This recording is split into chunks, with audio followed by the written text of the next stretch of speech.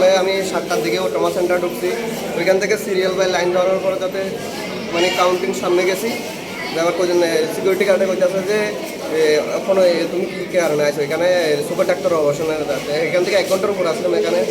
এখান থেকে আইসি পর 9টা বাজে, ওখানে টিকিট কাউন্টার খুলবো, টিকিট কাউন্টারে যাবো লাগে টিকিট লয়ে আসছি, লইয়া করো ওখানে কটা বাজে দেখেন, টাইম কটা হয়েছে 9টার সময় টিকিট নিয়েছি, 11টা 32 বাজে, ওখানে পর্যন্ত ডাক্তার হলো কোনো দেখায়নি। না, আপনি কি সমস্যা ডাক্তার দেখা যাচ্ছেন? আমি দেখাচ্ছি হার্ট বুকে ব্যথা করতে, এই জন্য আসছিলাম।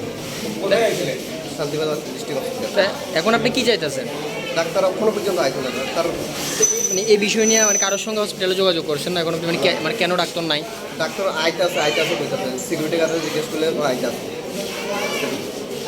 আপনার নাম? সানুদার।